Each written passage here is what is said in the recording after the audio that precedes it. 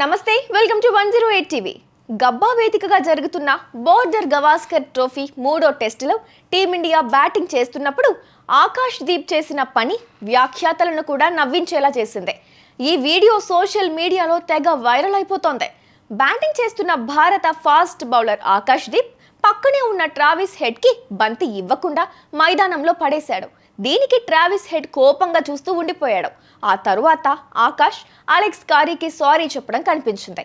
Bharat Australia మధ్య జరుగుతున్న గబ్బా test 5వ రోజు తొలి సెషన్లో ఈ దృశ్యం కనిపించింది. టీమిండియా 9 వికెట్లు కోల్పోయింది. బుమ్రా, ఆకాష్ దీప్ చివరి వికెట్గా క్రీజ్లో ఉన్నారు. ఆకాష్ బ్యాటింగ్ చేస్తున్న సమయంలో ఓ బంతిని ఆడటం మిస్ అయ్యాడు. ఆ బంతి బ్యాట్కు తగిలి ప్యాడ్లో ఇరుక్కుపోయింది. సమీపంలో ఫీల్డింగ్ చేస్తున్న హెడ్ ఆకాష్ బంతిని తీసుకోవడానికి వచ్చాడు. ఆకాష్ ప్యాడ్ నుంచి బంతిని తీసివేస్తున్న సమయంలో ఆపై హెడ్ బంతిని అడిగాడు. కానీ బంతిని హెడ్కి ఇవ్వకుండా ఆకాష్ దానిని నేలపై విసిరాడు.